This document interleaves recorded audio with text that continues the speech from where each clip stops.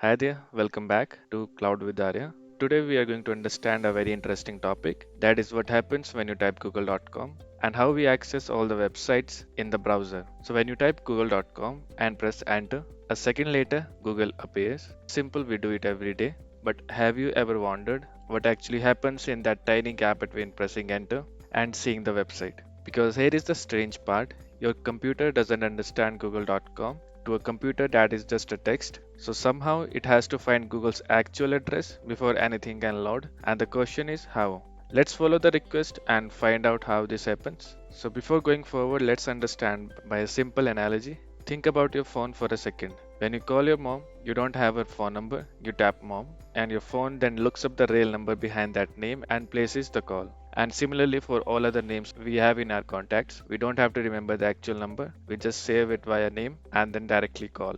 And the internet works in a surprisingly similar way.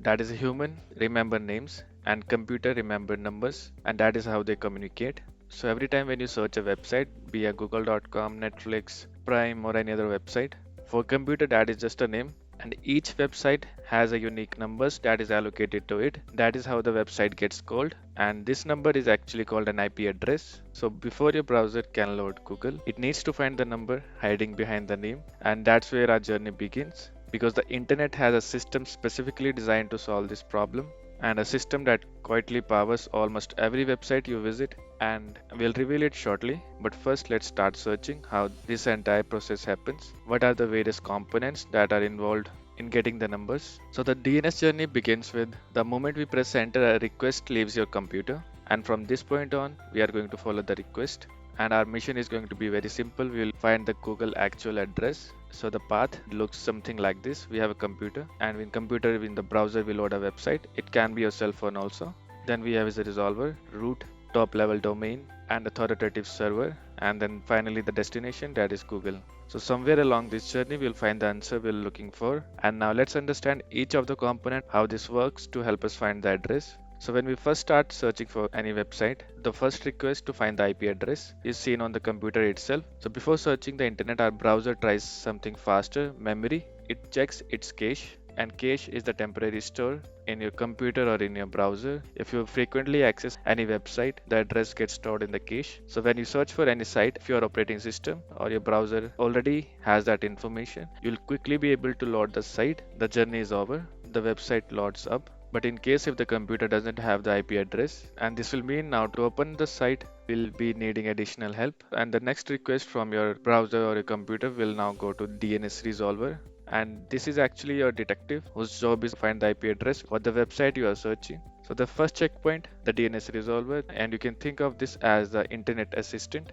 You ask it a question, it finds the answer. Simple. And this DNS resolver is usually provided your internet service provider. We can change it to Google's or Cloudflare IP address. That means then responsible for getting IP address of the website. So the resolver receives our request, where is google.com. Now here is the interesting part, the resolver doesn't necessarily know the answer itself, but it knows exactly where to start looking. And that's why our next stop is one of the most important systems on the internet. The request arrives at a massive checkpoint. The first gatekeeper, our resolver, asks where is google.com, and the response comes back, I don't know.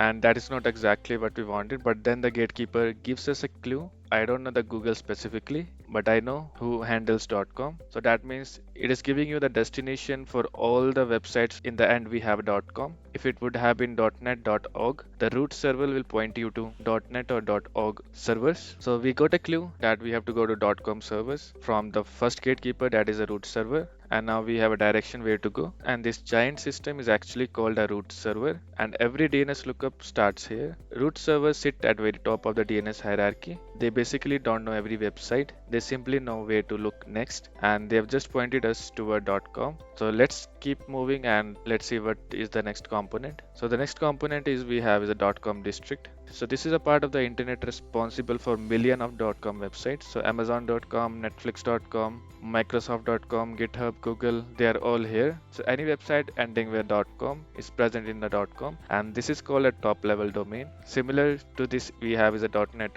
.org, .in, right? So now Resolver, our detective, asks the question, where is google.com? Once again, this server doesn't know Google's IP address, but it does know something important. It knows where the server is responsible for Google's records. So it gave you another clue where to look next.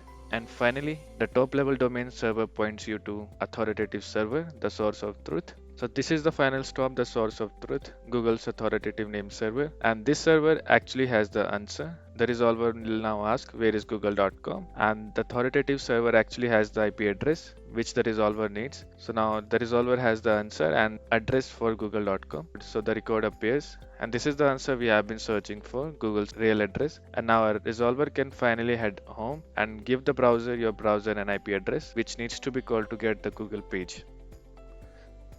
So the answer now will begin traveling back from Google's authoritative server to the resolver, then back to our computer and finally to the browser. So we got the Google address and the success Google page loads up. And the next part we'll covering is how do we know we are really talking to Google, and that is where HTTPS and certificates come in. That will cover up in the next video. For now the Google appears, files begin arriving, you can see the logos, you can see the page, and the website loads up. Now let's zoom out because what we just followed wasn't unique to Google. Every website, every cloud application, mobile app, API request start with a journey like this. A journey that happens in the milliseconds, happens too quick even for you to notice. Billions of times every single day, most people never see it, but now you know exactly what happens after pressing enter. And this entire process from the name of the website to getting an IP address is called a DNS, domain name system. And this system is powering up all the websites across the globe. And basically you don't have to remember the IP address, the numbers which you saw, and just remember the friendly names we have. I'll show you a quick demo for you to know how can you find a website IP address, and I'll also show you how we can access a website just by using IP addresses. Now if you want to find the website IP address of your favorite website, so we'll go to terminal, and in a terminal we have a command nslookup, and if we say google.com, this will give you an IP address. And you can see in this case the name resolver is 8.8.8.8, that means the Google name resolver, and you got the IP address that will open up the Google website. So I'll just copy it and then I'll go to browser. In the browser I'll paste the public IP and then press enter, and you see Google loads up. Instead of using the google.com, we were using the public IP address directly, and in this case there was no DNS lookup.